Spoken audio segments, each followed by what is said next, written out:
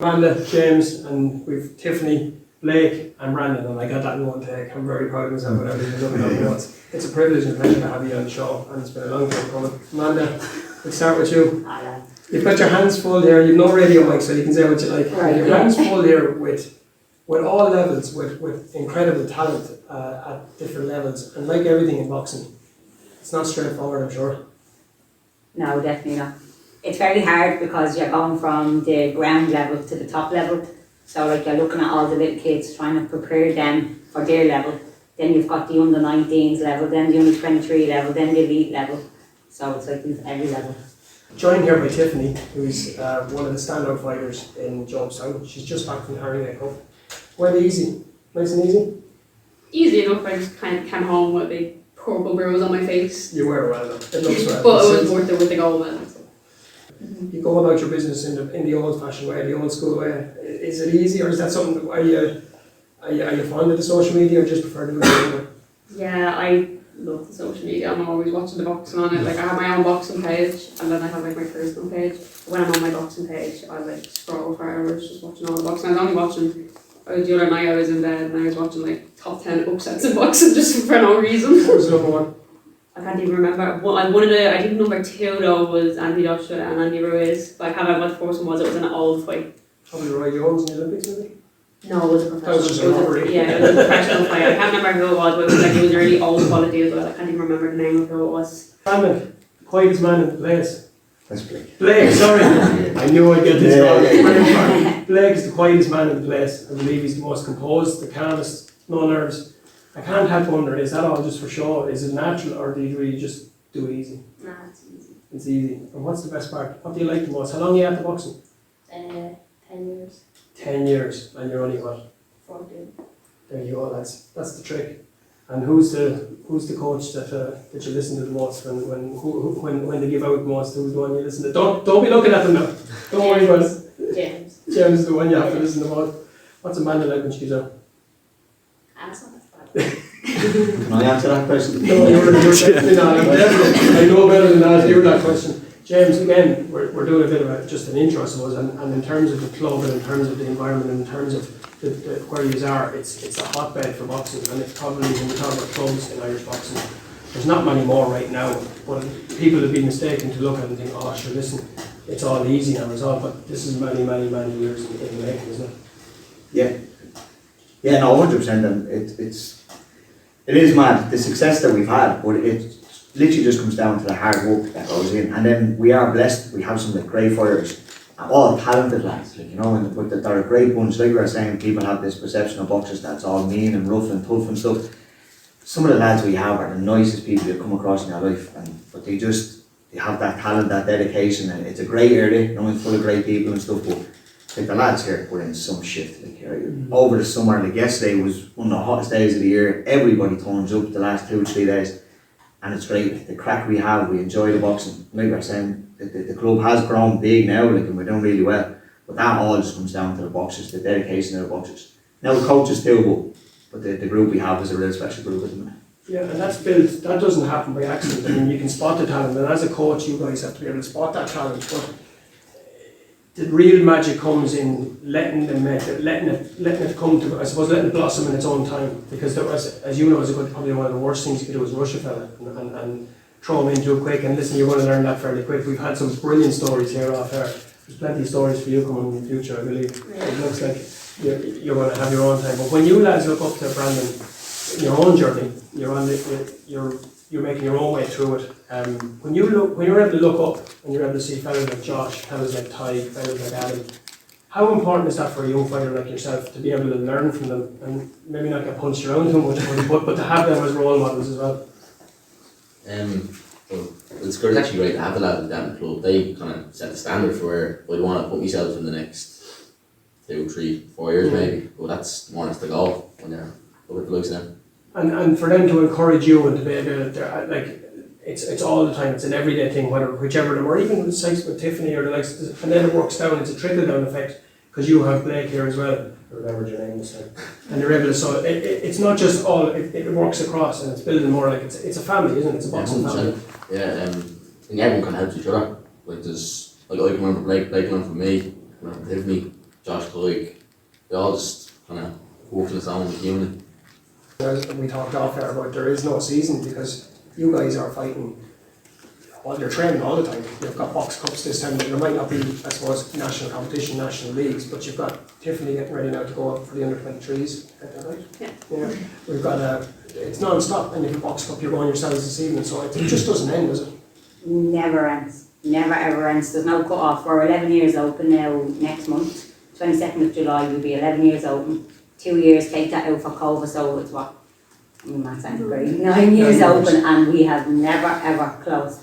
We've never closed. We've took like maybe 3-4 days here in a month or two, but then we've to come back and we have to get ready for either the cadets, the Europeans, the under 23s, the under 17s, the under 19s, the skill level. It's just never ending because we have so many boxers in the club at every level. It just, there's no cut off. Talk to us about starting the club and how, I suppose, coming from where it is. This class is a rough area, and like it does have, it's like every area, you can have rough areas everywhere, rough spots, but like I think the kids around here, it's to them it's not rough, it's to them it's just normal living. You know, so they're just going to the schools around here, they're just doing what everyone else does, but when you come in here for the boxing, I think it's like, it's not like an ego thing with them where they're out on the street trying to be the man or, you know, trying to be as rough. They're just in here doing their sports. They're just doing what every other child in boxing is doing. They don't come in here and go, well, we're from a rough area, we have to be rough. They're not like that at all. Like, you just come in and just box, and the medal count and the success speaks for where you come from. Like Jobstown has got a bad reputation, but it also has a fantastic group of athletes in it. And I think it is classed as like, you know, an underfunded community, and that's why we're always fighting to try and get the supports, the sponsorships, because like that, we live paycheck to paycheck, all families do around here, so it's not like they all have the money to throw into the boxing, so we do depend on people sponsoring us and companies and stuff like that coming into us, so, you know. Yeah, and that's the lifeblood, and it is the lifeblood. And again, anyone that say this over and over again, anyone that's watching or anyone that's listening, in any way, shape or form, if it's sponsoring a set of jerseys, or t-shirts, vests, shorts, towels, whatever it is, if there's anything they can do in the area, get in touch with Amanda or James and see what they can do, because it's not just for show. It might not be for what you, but it's for what you're doing for these kids. It's for what you're doing for the next generation of kids, because it's very easy to look at Adam Melanian and Josh and Tig and Tiffany and the lads here as well, but underneath them there's a whole next generation, and it's not that long ago since Brandon, since Adam, and since Josh, and since I'm doing really well remembering these names here at the minute, but it's not that long ago since they were all, and you remember those lads coming up, and you remember, James, how, is there a point in every one of those fighters' careers where there's a crossroads where you're saying, listen, he has it, we're not sure if it's going to go, is that something that plays out, or is there steps to that, or is every fighter's path just completely individual? Well, no, I will be a big believer in that. Every single boxer is different, and they all progress differently. Sometimes you can have a lad at like 1, 2 and 3 could be like the best boxer in that age bracket, that category and stuff, and then it can slow down. So like boxers do peak at different times. Like some of the lads we've had there, like Josh especially, Josh is a great example. Josh is the boxer that, or I say, everything I learned as a coach, I learned through Josh. All these experiences that I've ever had, I learned through Josh, because he was my first one that kind of broke new ground all the time. Yeah. Josh gets the privileges. If everybody else comes late, they get in trouble. Josh comes late, it's like, alright, pal. Josh does no wrong. No, Josh, if you know, he has a way of just, you just can't help but love that fella. I love him. But like, there was a period there where he didn't win that, and I remember, I thought about the ups and downs of the sport, where like about youth 1, I remember lads telling me he'll never make as like an elite, and he couldn't handle that round time, and he was a schoolboy type boxer, and I was like, I don't think so, you know, because he was at the winning so much, and he was going through a bit of a tough period and stuff. So to see him now, to just go through that, and now he's like elite champion almost every year, you know, me and boxing some of the best boys that the country has to offer, and representing the country every single time. So it's like, just because a boxer hits a bad spot, or you know what I mean, like, and I think what happens sometimes with some coaches as well is sometimes they can feed into when the boxer's nearly made to believe it.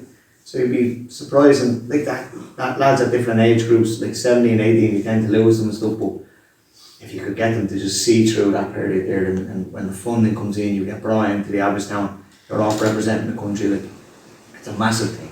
So like, to your question, they all do progress differently. Yeah. Like Blake here, he walked in the door at 4, and a blind man could see that he was ready to be a champion. You know, but those other lads there, like that came through that you probably think it wouldn't, and end up being some of our most successful boxers ever. Yeah. So it does just depend on the fighter. But you have to be careful, and you have to make sure you're controlling them. And there has been a habit, and it's not thrown hate or it's not been negative or anything else. There has a habit when we get to the national level, and listen, the debate is open, it's honest. If you're going to talk boxing, you're going to be real about it. When you look at the likes of Kazakhstan, Uzbekistan, and all the other stands, they fight individually. They have an individual style. Those boxers, when I watched the Olympics last year, Kazakhstan fighting their life out of it. They really did, because every fighter that came out looked different. They're not been indoctrinated into an old Russian system, and that's, listen, the amazing stuff that's been done in Ireland and the amazing stuff, but you feel like now is the opportunity, I suppose, to switch it up, to change it up. And I think that is what's happening. You're starting to see a little bit of flair, you're starting to see a little bit of individuality, and God forbid, a little bit of personality, because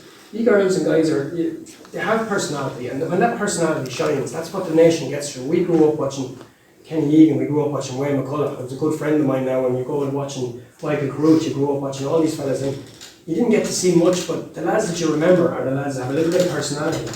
What is it, if we're talking about, I'm going to ask for Jim stories here now, James, and we're talking about the likes of Blake here. He's very quiet, he's very calm, he has his mum here in front of him, everything seems nice and cool. Is he always this well behaved, or is there any stories, any Jim stories? There's a story coming about an Irish Kazakhstan that we're going to ask him.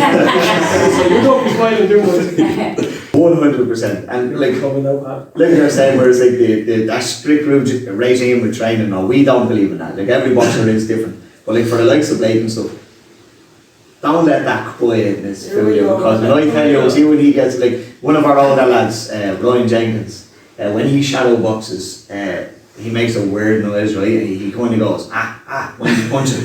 And every time he shadow boxes, Blake just stands inside the ring and just goes, and you can see how much is thrown Ryan off, and if Ryan plays into them, that's it then. He just does, and it doesn't matter where we are, where that box comes and stuff like that, and Blake be at him, it's relentless, like, and I think like Ryan's a little outgoing, he's a funny lad, he sees the funny side of it. But like that's like that, what you were saying to Brandon there is perfect, where it was like the lads all feed off each other. It's a cracking group of boys we have, it really is. It's a chemistry, isn't it? You can't force something. And then like we were saying there, like sometimes we walk into the ring where it was like the best way for a fighter to win is to be by being themselves. Yeah. So for they're 3 southpaws, and they all hit relatively hard, but they all box very differently, and their approach to each fight will be very different. Their warm up to every fight will be very different. So if the 3 of them are going for the same competition, you allow the boxers to be themselves, and I feel like that's something that can be missed out, where it's like it has to be strict. Brandon boxes with his hands at his waist, and when I tell you he can't be touched 90% of the time, you know what I mean? Yeah, exactly. And he bangs too, like, you know what I mean? So it's like each boxer to be themselves, but that's about the only story I'll give you, because it's alright, I know where I'm going to get the real story, Amanda. The Irish Kazakhstan, talk to us a little about it. And don't hold back now, because we're going to hear the real stories.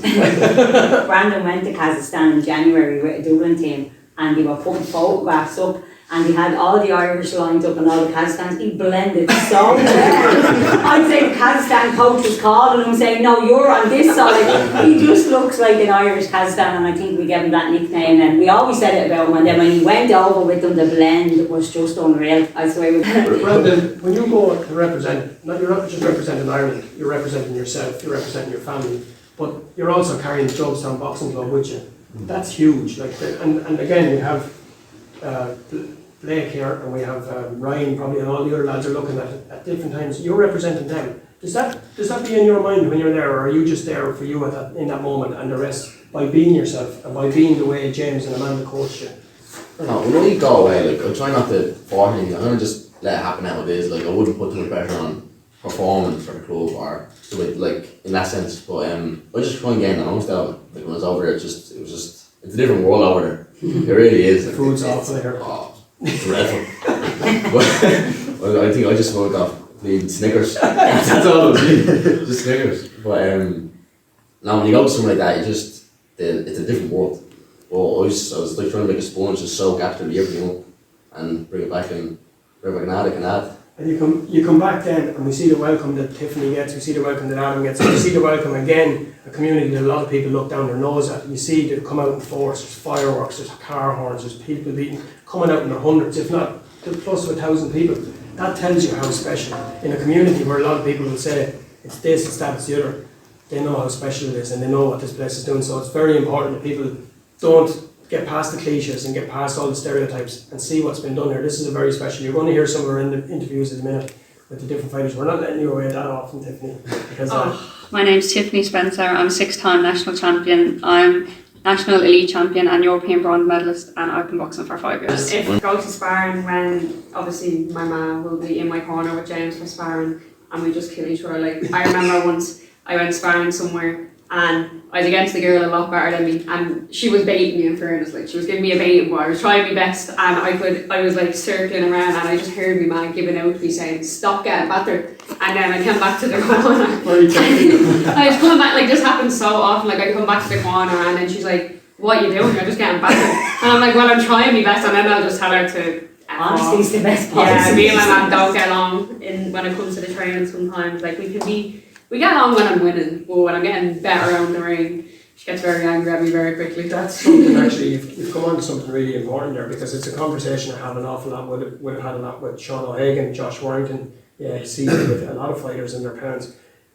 Talked to another one of our guests there recently, and was talking about his dad as his coach, Jack Bateson, and his dad as his coach. Amanda, is there a line? Is there Stephen O'Rourke? We talk about Ryan. Are we trying to draw a line between? Is it possible to be able to draw a line between being a parent and being a coach, or does it just generally blend into one at different? You know what, it's very hard, because only there in the Harringay for the first time ever in boxing, for as long as I'm involved in boxing. I think I'm 20 years now in the boxing scene. And the eldest daughter boxed, and me and her used to kill each other over. She won a few Irish titles and like that. And I never wanted Tiffany to box. She was a dancer. And then at 15 years of age, she decided she wanted to box. So I was saying to her, at 15, Tiffany, like, this is going to be hard out, because you're going to be meeting girls that are European champions, that are this and that. And she was like, no, I want to try it and all. And then she was doing it. And I was like, do I really seriously have to go through all this again with another daughter in the house boxing? And then in the Harringay, when that injury happened to her, I kind of got frozen in the corner when she turned to look at me, because I've never seen a boxer's face the way her face was. For the first time ever, I was like, I actually don't want to go boxing. I don't want to do this. This is like the reality of boxing. And then I was like, well, put a plaster over your grand, like, you know, when you go home, we'll get an X-ray. You're in the under 23s next month. So it's like, it's an up and down feeling as a parent, because you're like, she's not just a boxer, she's my daughter. You know, so it is. It's very, very, very hard. Like, in terms of being fighters and pushing yourselves on, does that come naturally at this stage? Sometimes I feel like they were saying earlier, it's kind of like the environment in the club. Yeah. Like, when we're all training together, like, there's so many of us that are like champions now, that like you get like kind of inspired watching some of them. Like, I love watching the boys spar, because they just kill each other, and I'm like, right, I'm next, I'm gonna go and kill someone. But when it comes to like the training stuff, like, I love, even when you go to the stadium and you're watching the boys, like I do, and anyone out of our club is fighting, like, and I'm then to say, oh, you'd be so wet and sitting there watching them, like, because you just want them to do good, and you're like, oh my god, but yeah, don't get battered. But I feel like my mom is quite strict with me, like, but I think it comes from a good place. Like, when I'm sparring, if I'm sparring bad, she's giving out just because she wants me to do good. But I feel like James would kind of put you in your place quicker. Like, one of the days, it was last year, I was getting ready for the under 23s, and it was just me and Ryan. We sparred out with High Performance, and we both did terrible, and he brought us back and trained us that night, and he was just like, you just need to cop on and like get your shit together, basically. That's a different kind of caring as well. It's not any less caring, it's a technical side of things where he's able to spot and fix as well. Yeah, like, you know, he's giving out to you, but he's like, it's like, and he's doing it when it's fresh, in your mind still as well, because you know what's happening more than he does. Like, literally, we were both in the rings, and he was like, right, you should train it later, because you was sparring terrible, and then we both went. And then the golden European, so it was worth it. I'm Brandon Geoghegan. I'm 4-time national champion, and I'm European gold medalist, and been boxing for the last 11 years now. Brandon, it's a special place here. You've got a little bit of everything. You've got a little bit of madness. You've got a whole lot of talent, but you've got a whole lot of a good vibe and a good feeling about it. But I have to kick this off by asking you about there's a likeness being thrown at you. We're talking boy bands and all sorts of stuff. Where does this come from? Actually, boys. But not for training, maybe. It's great for training. But talk to us about that, and talk to us about the vibe during coach, during training, during when camp is on. You're making weight. pressure's on, you're not having the greatest day, James is annoying you, or Amanda's annoying you, or Tiffany's bugging you, something's happening. What gets you through those days? Honestly, just the whole vibe in the club. Everyone here just bounces off each other so well, and I think if it wasn't for that, it would make it a lot, because it's a very hard sport in itself. So just that everyone can bounce off each other, there's a good laugh, like everyone just gets on here. That just makes it 10 times easier. And like James was saying earlier, like it almost just makes you want to come to the club, just because you're not going to have that bit of laugh, and then also you're going to get the nice bit of training. Now the tricky part of it again, as I said to Tiffany, you touched on a little bit, she's a 20-year-old girl, you're an 18-year-old fella, you've got your lives, you've got your mates are going left, right and centre, whether it's, I don't know if they still have discos, I don't know what they have, but you're going down the road, you're doing your thing, you're having a burger, the simplest things to the most complicated things, it's life. You've got to live a little bit as well. Boxing is a horrible, horrendous, seriously sport, but all the stuff that goes on in the background, weights and everything else, so you've got to be able to let the handbrake off a little bit and enjoy it, but there's a balance to it. I'm sure it's something that you've become quite aware of. You're looking at the older lads, you're looking at Josh, Hatton, Ryan, you're looking at all these lads, but you also have to be responsible for yourself. That's not easy as an 18-year-old young lad. It's tough, it's tricky, but may talk to us a little bit about balancing that and balancing where you are and where you want to go as a boxer. Well, like with the balance, like of course, like they have to have the best of all worlds, like because obviously I'm 18, like I want to enjoy my life a bit, but if I want to be at the level that I'm at, I'm gonna have to make sacrifices. But sorry, what was your thing? You're talking about just knowing when your mates, if your mates are going down the road or the lads. Yeah, like a lot of my mates now are starting to, they want to go out, they want to go on holidays. Girls as well, should we say? Girls as well, yeah. Or lads, whatever it is. Don't answer that. Yeah, the likes of that. It's just, you make fun for it, but when it comes to the boxing, I don't need to knuckle down. And that's the path I want to take in life. So in order to do that, I'm going to have to step away from the crowd. Like. There's a lot of boxers, and this is something that kind of surprised me at the beginning when I started doing it, there's a lot of boxers who don't watch boxing. It's a bit like a carpenter not going home and looking at carpentry on TV. I didn't understand it at the time. I kind of get it now. You as a young boxer, as an aspiring fighter with champions all around you and a champion in your own right and yourself, is there people that you look up to outside of the club? Is there a name, is there a goal, is there something you'd like to do long term? Long term? Role models as such and idols if you want. Role models, no, I don't know, I just take boxing as it goes, like, I try not to like put like a label on it, like, what I'd like to do is I'd like to win the league title, that's like me goal, like, that's like something I definitely want, so I'm kind of just working towards that, but I wouldn't have a role model per se, just kind of like, I kind of just motivate myself. Yeah, you're just paddling your own. Yeah, basically. Yeah. And in terms of the pro game, do you watch much of it? Do you enjoy much of it? Is it something, or is it right now you're in your amateur career and that's where your whole focus is? Maybe down the line, but I wouldn't be rushing into anything like that. But we do want to have like one of the things I like to be is a nice decorated amateur, and then if the pro game comes, it doesn't. But right now it's the amateur setting. And the pressure then, again, I mentioned to Tiffany, and I mentioned it, and it's not, I keep labelling it as a pressure, but there is, I suppose, a pressure, but there's a realisation comes somewhere along the line. Maybe it takes us lads a little bit longer to realise stuff, but the younger kids are watching, you've Blake out there, you've got all the younger guys, the younger girls, you've got people, somewhere along the line, they're starting to realise what's coming. This guy is one of ours, he's the next champion, he wants to be an elite, so if he wants to be elite, he's doing these things, he has to do these things, so we have to do that. Is that something that you're aware of? Does it become a pressure at all, or is it something that you just be you? It wouldn't become a pressure, it'd actually be more like enjoyable, because like I said, the likes of Blake there, just there's obviously loads of others blowing up, so I'm just going to name Blake as he's there, but he's ready, you can see he's up and coming, but just to be able to give back, say that sounds that's fair, that is just fair. Show him, or it's something that I can show him or I can teach him, then I'm more than happy to do that. And I think the best thing, if you don't mind me saying, the best way, and I'm noticing this with the individuals that we're meeting today, the best way you can show these kids is by just being yourself. Exactly. Which is something I'm seeing an awful here. There's character in Blake, there's character in you, there's character in Tiffany. You're three totally different people. Yeah. But by being yourself and not feeling that pressure of owning up to somebody or trying to play up to something that you're not, you're setting the best role model you can be. The next stage for you, what's coming down the line? Where are we and how close is it? I will be boxing in the end of August. I think it is Box Cup, Emerald Box Cup. Actually, it's Chsntelle across the road. But that'd be me coming back. Have you any rivals? Rivals? No, not really. Just any little tit for tat, little matches going on? No, none. To be honest, not really. Just doing your own thing. I can jump in you. Oh, rivals. No rivals. Niggles and stuff that you deal with yourself. Yeah, I've been out the last few months with a hand injury, but back now, back sparring, just slipping away. So it goes, fight in August, and just go from there. Line them up, bring them them up. Yeah. Well, I'm looking forward to watching your journey, whether it's in the Backstreet Boys cover band, whether it's as an impression or a journeyman as a Kazakh fighter. But I have a feeling that it's going to be a special career. My name's Blake Fegan. I'm 3-time Irish champion. I'm boxing since I'm 4. So. I'm Blake Fegan. I'm Tiffany Spencer. And I'm James Gray. I'm going to be asking James some questions. Who's your favourite boxer in the club and why? I have no favourites. I have no favourite children. Favourite boxer. It's not a favourite boxer. But it is. My favourite boxer would be Josh. And the reason is because I started with Josh. So everything I kind of learned through coaching was with Josh. So I suppose Josh. Excluding Josh, who's the best southpaw out of me, Brandon and Blake? I'm not fine. Yeah. No, not that side. Always walk the wrong way. Everybody's walked the wrong way. Who's the best at walking the wrong way?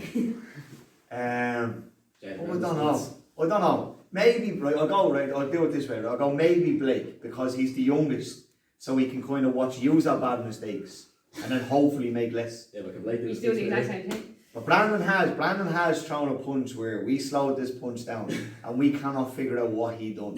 He done a punch mid-air, it was like he done the splits and threw a left hand at the same time. And we all slowed this down and none of us can figure out what he done. So that was an impressive moment. But probably lost the fight. Right, who's your favourite person to do pads with in the club? Ooh, favourite person to do pads with. I actually don't enjoy doing pads. I feel like we don't get any work done on pads. We just Blake wants to question you on absolutely everything, but nothing to do with boxing. So he wants to ask you all these questions and none of it's ever to do with boxing. And this is mid-pad session. Broderick. I enjoy doing pads with Broderick. Broderick's a European bronze medalist, couple of time national champion. Broderick's a real tidy on pads, and he's a real powerful puncher. So probably Broderick, I'd say. What's your favourite style of boxer to coach?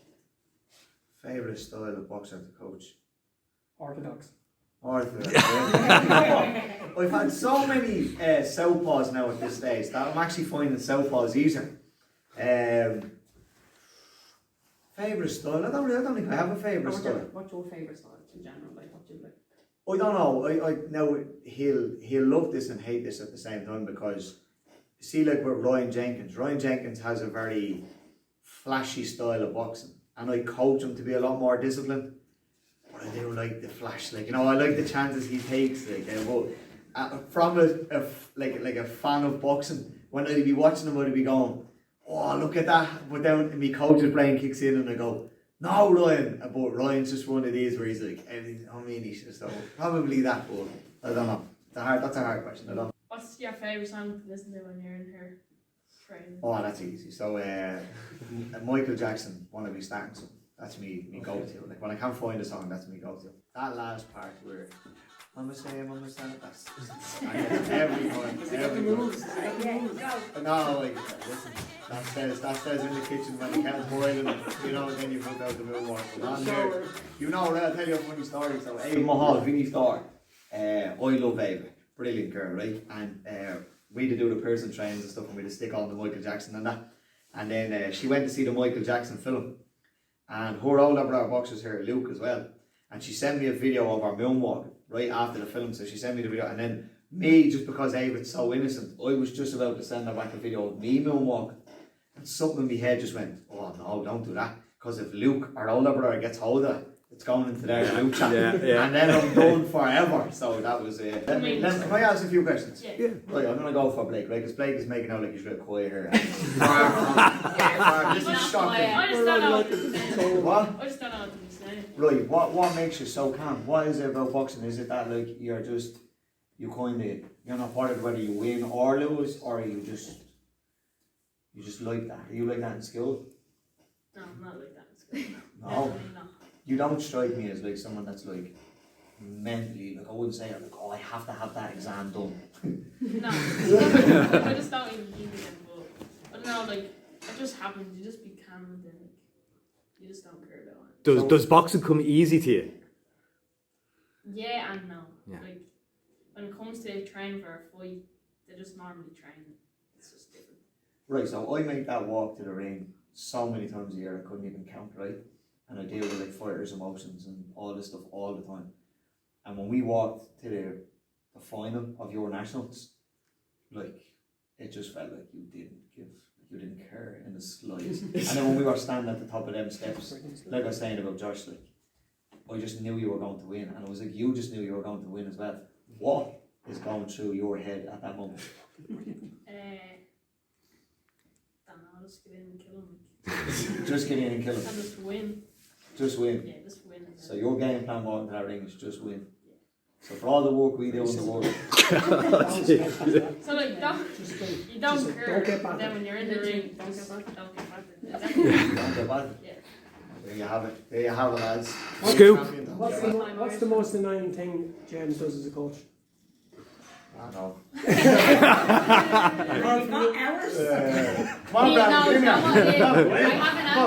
have an answer. Apart from listening He'll to be what you like think. standing in the middle of the ring and we'll all be out there like sweating, ready to go, and then he'll just stop and talk about something for like literally half an hour. Like he'll be explaining something to us and then he'll just go off on like a tangent, and it's like, no, you do, no, my friend. Or then everyone joins in and we're just having a group conversation about like the most random thing mid-session, and then he's like, everyone's cooled down on, and he's like, right, next round, and they're like, what?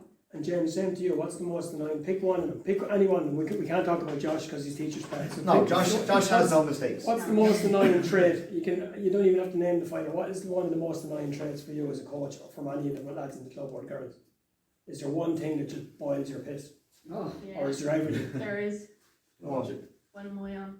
Am I sparring? yeah. You're like, we'll have group sparring sessions.